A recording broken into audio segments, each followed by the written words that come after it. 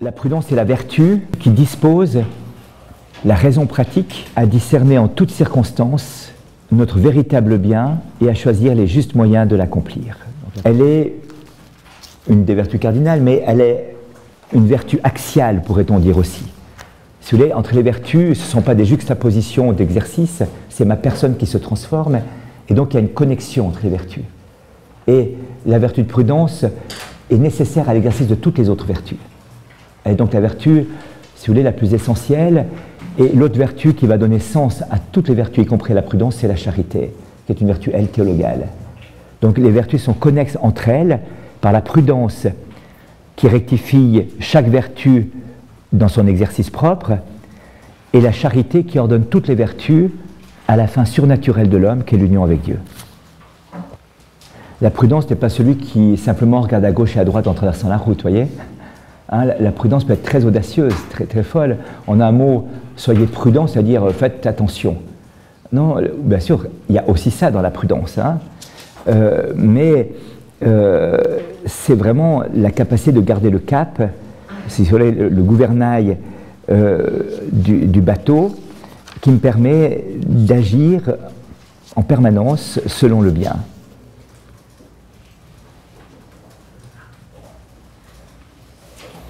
La prudence va donc juger l'action et ordonner l'action, ou perfectionner l'intelligence, plus exactement, qui juge l'action et qui ordonne l'action.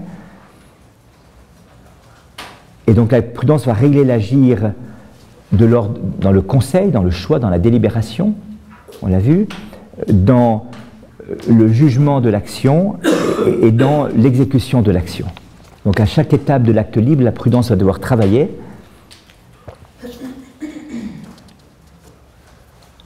La prudence a des défauts. Vous savez, la prudence, chaque vertu a pour caractéristique de viser un juste milieu. Mais pas un juste milieu qui sera un équilibre entre deux extrêmes en quelque sorte, mais un juste milieu qui est une perfection entre deux dangers, entre deux vices opposés. Donc un juste milieu qui est en quelque sorte la crête d'une montagne. Ce qui veut dire que la vertu, d'abord s'acquiert petit à petit, c'est pas du premier coup qu'on y arrive, et il arrive parfois même qu'on tombe d'un côté ou dans l'autre. C'est-à-dire que pour aboutir à l'exercice d'une vertu, il faut accepter de tomber parfois dans l'excès ou dans le défaut. Ça fait partie de l'exercice. C'est partie de celui qui, dans une fausse vision de la perfection humaine, de la sainteté humaine, voudrait une sorte de perfectionnisme, chercherait à atteindre immédiatement la crête et ne l'obtiendrait jamais. Parce qu'à force d'efforts et de crispation, il passera toujours à côté. Et donc le perfectionnisme est une sorte de caricature de la vertu, ou de la perfection chrétienne à laquelle je suis appelé. Hein? Parce que je voudrais immédiatement obtenir l'acte juste. Ben non, il faut accepter de se planter, il faut accepter de louper, il faut accepter d'être nul, il faut accepter de cheminer lamentablement. Il ne faut pas demeurer lamentable. La vertu exige une perfection. Et donc je ne peux pas me contenter d'une médiocrité. Là, ce serait une démission de nouveau de mon humanité. Être médiocre, c'est pas juste. C'est un juste milieu, mais pas une médiocrité, la vertu. La vertu est vraiment une perfection de l'agir humain, mais une perfection qui est le fruit d'un long exercice et aussi d'une grâce de Dieu. Donc Dieu va donner sa grâce et agir en l'être humain. Ce qu'on appelle, il y a donc une distinction entre la vertu acquise, celle que je vais acquérir à force d'exercice et d'actes répétés, et la vertu infuse, celle que Dieu infuse dans mon âme spirituelle et qui m'établit dans la fermeté et la stabilité d'un agir bon. Donc, les vices opposés à la vertu de prudence par défaut, ben, ce sera la précipitation ou la témérité qui s'oppose au conseil, au fait d'avoir cherché conseil avant de prendre une décision, l'inconsidération, c'est-à-dire je ne tiens pas compte de tous les éléments nécessaires à l'agir, et l'inconstance ou la négligence qui fait que je ne vais pas au bout de ce que je fais.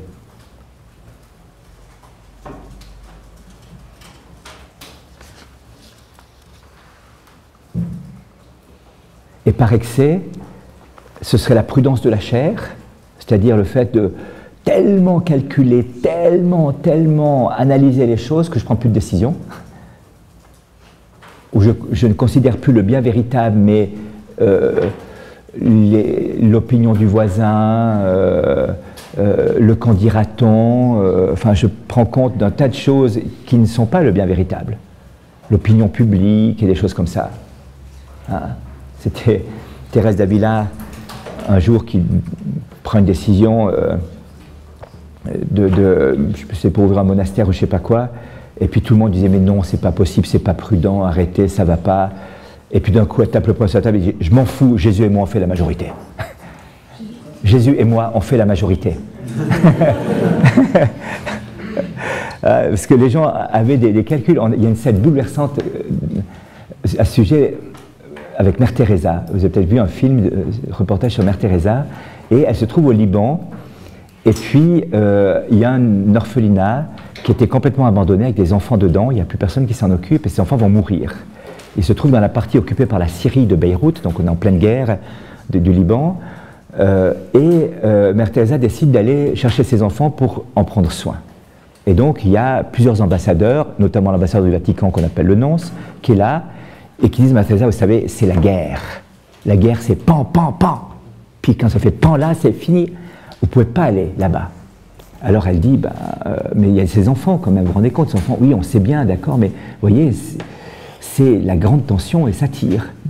Arrêtez de tirer, comme ça on peut passer. Oui, on comprend bien, c'est ça qu'on aimerait obtenir, mais vous voyez, obtenir un cessez-le-feu dans les circonstances actuelles, c'est très compliqué, voilà, il faudrait parler avec les partis, ça va prendre beaucoup, beaucoup de temps. Elle dit, débrouillez-vous, dans 1 heure, je vais chercher les enfants. Alors les gens lèvent les yeux au ciel, on voit la scène. Ils regardent tous le nonce en disant, votre bonne sœur, elle a des problèmes. Et puis, elle dit, écoutez, voilà, il faut faire les choses, dans 1 heure, moi je pars. Elle dit, bon, écoutez, alors attendez, on va essayer de faire ce qu'on peut faire en 1 heure, mais il y a très peu de chances que nous aboutissions à un cessez-le-feu en 1 heure. Bon, laissez-nous prendre des contacts, on va téléphoner, surtout dans 1 heure. Alors, prennent des contacts, puis au bout d'1 heure, rien, bien sûr, il n'y a pas de cessez-le-feu qui a pu être obtenu. Alors on dit, écoutez, on est vraiment désolé, on n'a pas pu obtenir le cessez-le-feu, vous voyez, c'est des choses complexes, difficiles, ça prend beaucoup de temps. C'est notre métier d'être diplomate, donc on connaît les négociations et tout. Puis Marthe dit, bon, très bien, alors je pars. Alors tout le monde dit, mais vous êtes folle, vous savez, on tire, c'est pas du jeu la guerre. Oui, mais les enfants. Oui, mais vous risquez votre vie. Mais les enfants. Oui, mais quand même, enfin, vous vous rendez pas compte, vous mettez en danger d'autres vies, peut-être même d'autres personnes là-bas qui vont vous porter secours. Oui, mais les enfants. Bon, nous partons. Alors, le chauffeur, le bus, elle part. Alors, quand les gens ont vu arriver le bus, il y avait une croix rouge, je ne sais pas quoi dessus, puis ils ont arrêté de tirer quand même. Elle a pris tous les enfants, elle est revenue, elle dit, oui, c'est fait. Et vous êtes imprudente. Non, j'ai pris en compte la finalité, ce sont les enfants. Et donc vos histoires de bazooka, de balles et de mitrailleuses, bon, c'est secondaire si vous voulez. Hein, moi, je vais sauver des enfants qui vont mourir. Ils sont abandonnés, ils sont seuls dans l'orphelinat, plus personne ne s'occupe d'eux, tout le monde est parti. Je ne vais pas les laisser mourir. Et donc, vous voyez, la prudence humaine, la prudence de la chair dit, mais non, n'y allez pas, faites attention, c'est pas possible et tout ça. Et elle, la prudence qui vise vraiment la fin, dit, non, j'y vais. Elle n'était pas imprudente. Il y avait un danger, ça c'est vrai, mais elle n'était pas imprudente quant à la finalité. Voilà. Et par excès de prudence, il y a l'inquiétude. Je suis inquiet de tout, je me demande ce qui va se passer, je calcule tout, voilà. Ou alors j'ai l'astuce, j'ai des manipulations, je triche un petit peu pour arriver à mes fins. Voilà. Ça, c'est pas de la prudence, c'est de l'astuce, vous voyez. Donc il y a des caricatures de la prudence qui peuvent conduire à des tragédies. La justice est la vertu morale qui consiste dans la constante et ferme volonté de donner à chacun ce qui lui est dû. Et là, on est en philosophie, je vous rappelle, on n'est pas en théologie, on est en philosophie. Or, les philosophes disent la chose suivante, les philosophes, pas les théologiens, pas les cathos pratiquants, les philosophes, donc ceux qui travaillent avec leur raison simplement, et donc même avant Jésus-Christ, Aristote en particulier, dit que le premier devoir de justice consiste à rendre à Dieu le culte d'adoration et de respect qui lui est dû. Donc rendre à Dieu un culte d'adoration, c'est un devoir de justice. Je disais que la raison était capable de prouver entre guillemets l'existence de Dieu, non pas dans la preuve scientifique, et parmi le premier devoir de justice, la première expression de la vertu de justice sera ce qu'on appelle la vertu de religion, mais ça ce sont donc les Grecs qui le disent bien avant Jésus-Christ, hein, et qui consiste à donner à Dieu un culte d'adoration, à reconnaître Dieu comme le créateur de toutes choses, et à l'honorer à ce titre. Donc à rentrer dans une prière et une louange, une liturgie, qui reconnaît Dieu comme le Seigneur de tout. Voilà. Donc les vices contraires seraient l'idolâtrie, enfin voilà, ou différentes choses. Et c'est important de comprendre ça, voyez-vous, parce qu'on est dans l'ordre de la raison. Et je crois que Dieu ne serait pas juste non plus à l'égard de l'être humain s'il fallait absolument un acte de foi déconnecté de la nature humaine pour croire son existence et l'adorer. Il y a déjà dans la nature humaine une prédisposition, une aptitude à reconnaître l'existence de Dieu et à savoir, grâce à la vertu de justice, qu'il lui est dû, en raison même de son statut d'être premier, de créateur et de donateur de vie, une adoration et une louange et une action de grâce.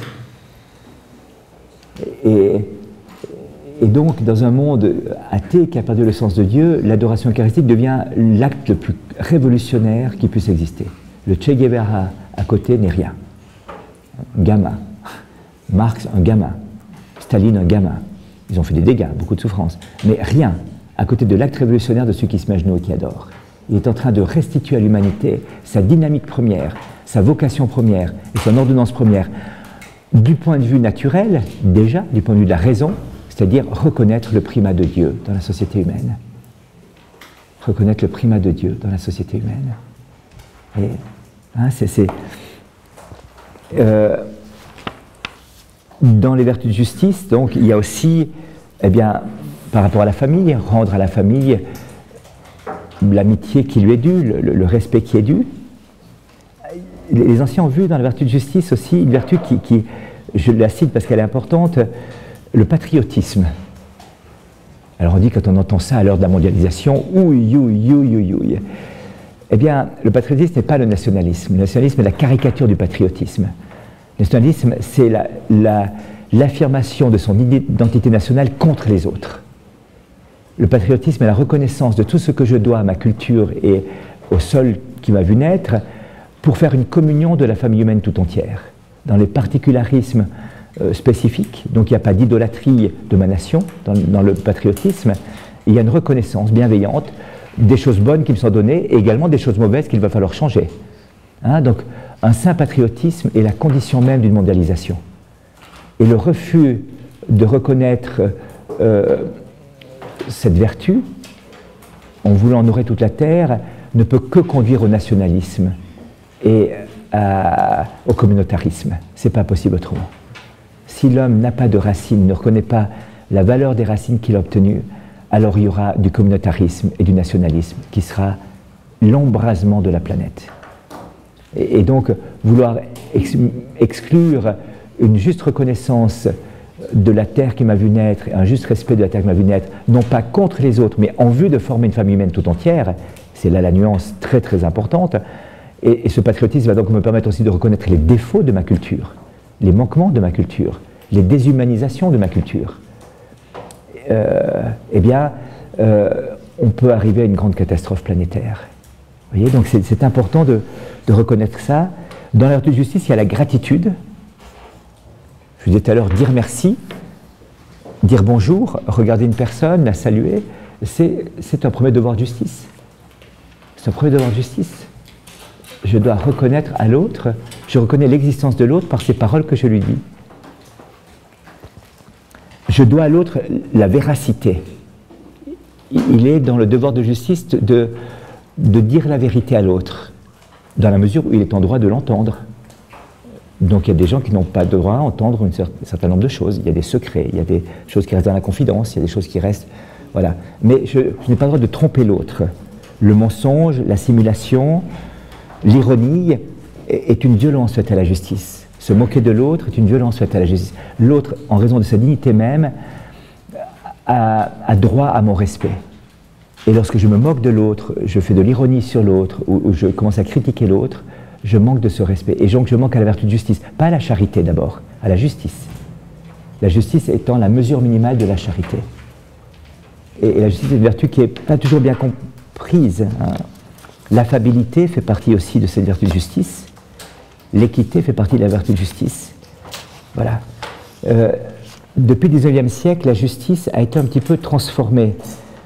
On a conçu, à partir de toutes les visions socialistes, la justice comme étant peut-être ce que moi je revendique, ce que moi je demande pour moi.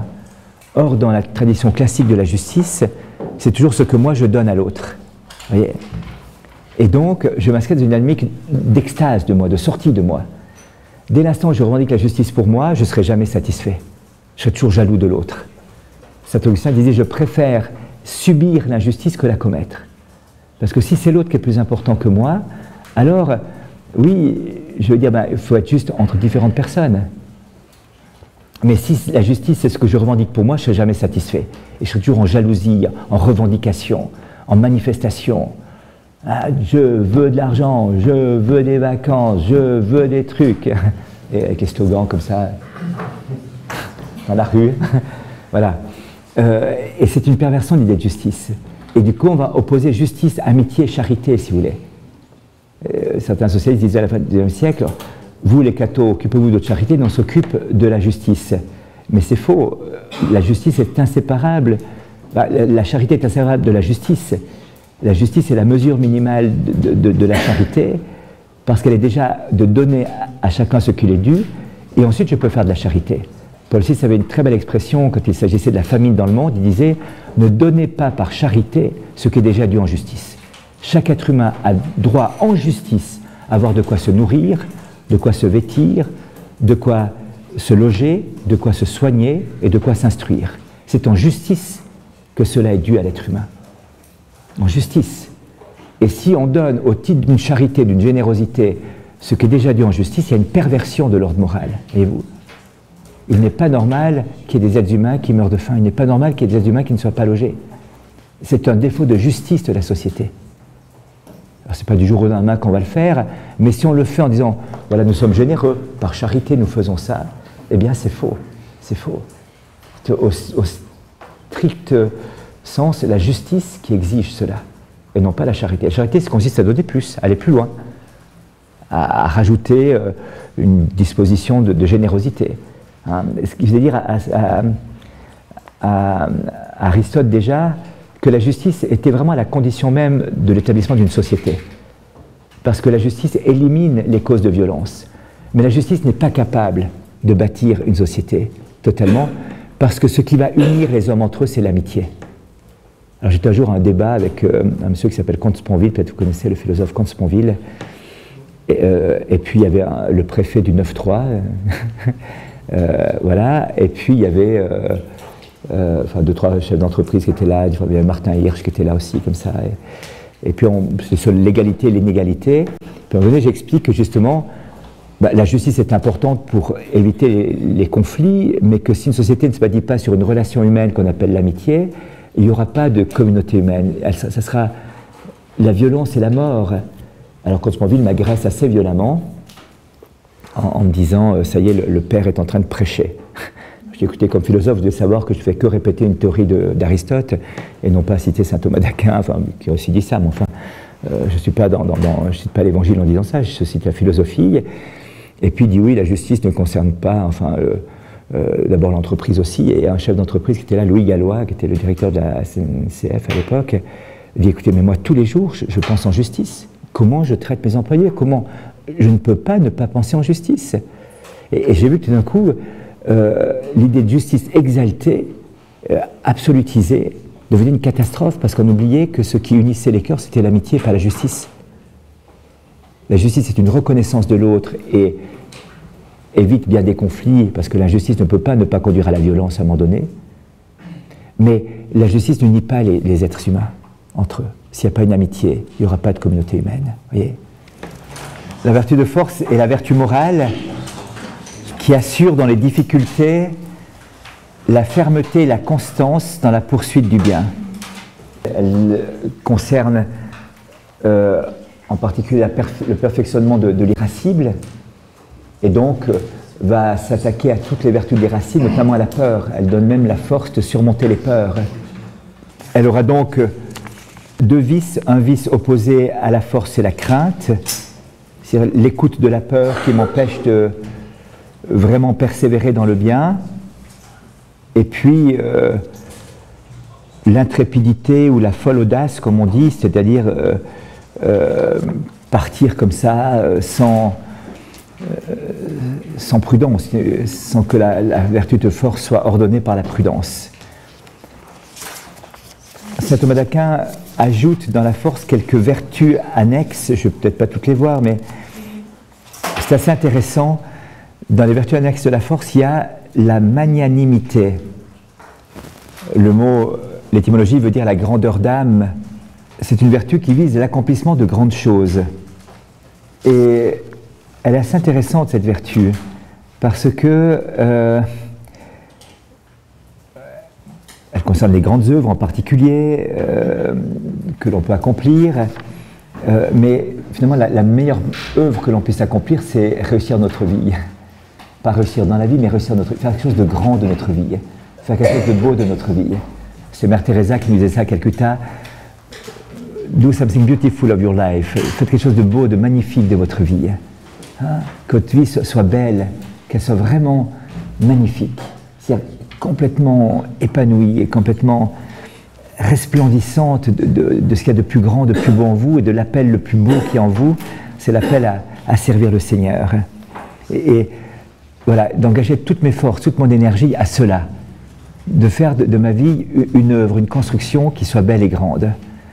Eh bien, c'est une vertu, voyez-vous. Alors, ça ne concerne pas que ça, la magnanimité, mais sur le point sur lequel j'aimerais insister là, c'est ce point-là. Il y aurait comme vice opposé à la magnanimité l'ambition, rechercher les honneurs pour les honneurs, rechercher les choses importantes pour elles-mêmes et non pas pour aller au bout de ce qui m'est demandé de faire. Et c'est intéressant, vous savez, il y a la parabole des talents dans l'Écriture sainte, hein, et puis à un il a été donné un talent, à l'autre 2, à l'autre 5 talents. Et souvent on nous dit, mais il faut développer les talents. Oui, attention dans quel sens il faut bien le comprendre. Les pères de l'Église disent que dans les talents, un talent c'est ma personne tout entière, 2 talents c'est mon corps et mon âme, 5 talents c'est toute mon ouverture par les 5 sens. Donc le talent qu'il faut développer c'est ma personne. Ce n'est pas tellement les dons particuliers que j'aurais reçus. Je dois aller au bout de ma personne. Et donc il est important d'aller au bout de tout ce que je suis, y compris des dons que j'ai reçus. Mais ce n'est pas d'abord d'exercer toutes les potentialités de mon être. C'est Jésus qui dit à une mystique bienheureuse, Josefa Menendez, qui lui dit, mais Jésus, il faut bien aller au bout de tous les dons qu'on a reçus. Jésus lui dit, ne crois-tu pas que mon Père m'ait doté de dons suffisamment importants et suffisamment grands pour que je puisse faire autre chose que charpentier à Nazareth. C'est que j'avais des talents et des compétences qui m'auraient permis d'être professeur à l'Université de Jérusalem, qui m'auraient permis d'avoir des responsabilités importantes au Sanhédrin ou dans le peuple juif. Et mon père a voulu que je sois charpentier à Nazareth. Bon charpentier, très bon charpentier, excellent charpentier, bon travailleur, bonne poutre, bonne maison, ça tient, et charpentier à Nazareth. Et il lui dit, médite bien ce point-là. Médite bien ce point-là. Et il est, bon, son père est resté le CEO de la boîte, je crois. Et puis, voilà. Donc, il n'a pas voulu prendre la place de son père. C'est intéressant, hein? Et il était au bout de sa personnalité. Il n'a pas manqué à sa vocation. Donc voyez-vous, quand on parle des talents, c'est vraiment aller au bout de sa personnalité, au bout de ce pourquoi je suis fait. Et il peut y avoir une fausse interprétation de ces talents en pensant qu'il faut développer toutes les potentialités qui sont à notre disposition. Pas sûr, pas sûr. Pas sûr, il faut faire ce que Dieu nous demande de faire. Mais dans ce qu'il demande de faire, d'aller au bout, d'utiliser tout ce que nous sommes pour accomplir ce que Dieu demande de faire dans ce que nous sommes. Voyez, et il y aurait, par rapport à cet appel à la magnanimité, qui va se prolonger dans la sainteté, si vous voulez, d'un point de vue spirituel, déjà d'un point de vue humain, être magnanime, la grandeur d'âme qui consiste à se donner jusqu'au bout, en quelque sorte, à déployer tout son être dans le don, eh bien, il y aurait la présomption de se donner pour soi, ou l'ambition, ou la vaine gloire, mais aussi la pusillanimité. Pusillanimité, c'est se retirer des grandes choses, une sorte de fausse modestie, de fausse humilité, qui dit oui, ben moi, je me contente d'un strapontin, moi, je ne veux pas aller trop loin. Ce qui est de l'orgueil travesti, quelque part. Hein. La fausse humilité est toujours un orgueil travesti. Quand l'ange vient demander à Marie, une jeune fille de 15 ans, veux-tu être la mère du Sauveur? Elle pose quelques questions pour situer le problème, et elle dit oui. Mais qui suis-je? La voisine, elle est meilleure que moi. Non, je te demande à toi. Oui, mais moi je connais une autre personne qui pourrait bien remplir le job. Non, c'est à toi que je te demande. Et il n'y a pas ça chez Marie. Elle est dans l'humilité totale, en disant oui. C'est pas rien d'être la mère du Sauveur, quand même, du Rédempteur. Il y en a une seule dans l'histoire de l'humanité. Et elle accepte d'être celle-ci. Et elle a 15 ans. Et elle est dans la vérité, dans l'humilité totale. Elle n'est pas dans la pusillanimité en disant non. Quand on demande à Jean-Paul II, veux-tu être, voilà, tu as été choisi, et ben il dit oui, j'accepte la mission qui m'est confiée. Malgré la dignité qui est la mienne, j'accepte. Et c'est pas comme Coluche l'avait vu, vous voyez, hein. On essaie de trouver un pas, poum, poum, poum, ça sera toi, il n'y a personne, il y en a un, il ne parle pas la langue, va à la fenêtre là-bas, il y a ta voiture qui dérange, ah ma voiture, on dit c'est lui le pape, non, c'est pas passé comme ça, vous voyez, c'est l'Esprit Saint qui vient et qui donne cette charge absolument inimaginable, mais incroyable, mais impossible d'être le vicaire du Christ, le doux Christ de la terre et le berger du troupeau, et il dit oui. Et la tragédie, ce serait de refuser quelque part, hein, tout en étant conscient absolument de son incapacité, que c'est sans la grâce de Dieu impossible de réaliser cette mission. Mais voilà, donc il n'y a pas de dérobade à l'appel. Pas de dérobade, mais en même temps pas de fausses ambitions, de vaine gloire. Il y a une acceptation de ce qu'il m'a demandé de faire, en mettant toute mon énergie, toute mon intelligence, ma volonté, à accomplir avec le plus de générosité possible ce qu'il demandait de faire. Mais ça ne veut pas dire de réaliser pleinement toutes les potentialités. Et cette petite image de Jésus, ne crois-tu pas que mon Père m'ait donné suffisamment de dons et de talents pour que je puisse faire autre chose que charpentier à Nazareth? Oui, je crois que c'est vrai. Il aurait pu développer la théorie de la relativité restreinte d'Einstein ou je ne sais pas quoi, il aurait pu faire. Il avait la science infuse, il aurait pu faire émerger dans sa conscience des choses qu'il contemplait, qu'il savait dans sa divinité, qu'il contemplait dans la fine pointe de son âme, donc il aurait pu avoir accès à un tas de connaissances comme ça. Mais il ne l'a pas fait. Il ne l'a pas fait. Il ne l'a pas fait. Et ça, c'est très important pour voir notre chemin de vie, notre vocation, voyez-vous. Il s'agit de faire ce que nous avons à faire sur le chemin que Dieu nous trace, et aller jusqu'au bout de ce chemin. Mais c'est vrai oui, sous d'autres angles, avec d'autres regards, Jean-Paul II, Karol Wojtyła aurait pu être le président de la Pologne à un moment donné. Oui, peut-être. Bon, il se trouvait qu'il était le vicaire du Christ, c'est pas mal. Mais vous voyez, c'était pas l'ambition du départ. L'ambition du départ, c'est servir le Christ. Et il l'a fait avec humilité, mais générosité, et attention, compétence, sérieux. Et puis voilà, dans ce chemin de Dieu, il a été conduit jusque-là. La magnificence est aussi une vertu annexe de la vertu de force. Elle concerne l'utilisation de grands moyens pour faire des choses au service de la gloire de Dieu et du salut des hommes. Hein, il y a une sorte de... Oui, quand on voit ces églises, quand on voit certaines cathédrales, quand on voit certaines œuvres, oui, il y a une magnificence là. Il y a des grands moyens qui sont mis au service d'une œuvre qui est noble et grande. Et c'est important, c'est une vertu que de faire ça. De ne pas être rap et de tout calculer, de ne pas faire seulement des petits trucs de rien du tout. Non, il y a une vertu à utiliser des grands moyens pour faire des choses qui servent à la gloire de Dieu, au salut du monde. Et peut-être que ça manque aujourd'hui, la magnificence, voyez-vous, de savoir investir des grandes sommes pour une œuvre qui sert vraiment la gloire de Dieu, le salut du monde. Voilà. il y a dans la vertu de force la patience et la longanimité, la capacité de supporter avec une égalité d'âme les épreuves, ça c'est la patience. Et la longanimité, c'est la patience qui porte loin, longanimité. Hein, c'est-à-dire de durer dans l'épreuve, de soutenir des épreuves difficiles en vue d'un bien plus grand. Et il y a aussi, rattaché à la vertu de force, la persévérance et la constance. La persévérance, c'est cette force d'âme qui permet d'aller jusqu'au bout de l'attitude vertueuse, qui s'applique à vaincre les difficultés sur la route. Et la constance, c'est de mener jusqu'au bout le beau combat de la vie. Et deux vices s'opposent à la persévérance et la constance, la mollesse. Jésus dit à un moment donné, bienheureux les doux, il dit pas bienheureux les mous. Hein? La douceur n'est pas la mollesse, il est mou. On peut faire un dessin pour voir ce que c'est, hein, cette mollesse. La mollesse, c'est se laisser écarter du bien par peu de choses. C'est ne pas persévérer jusqu'au bout, c'est s'arrêter à la moindre difficulté, à la moindre épreuve. Oh bon, s'il faut, oh bon, laisse tomber quoi, laisse tomber. Hein.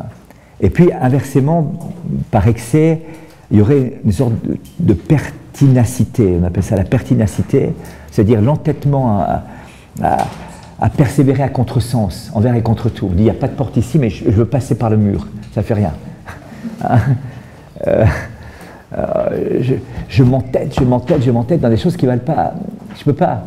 On voit ça des fois, des gens. Je connais un jeune qui veut absolument devenir ingénieur et les maths, c'est vraiment pas son truc. Donc il a commencé 3 écoles différentes et il s'est planté 3 fois à cause des maths, dans la même matière d'ailleurs, parce que c'est 3 fois la première année qu'il a fait.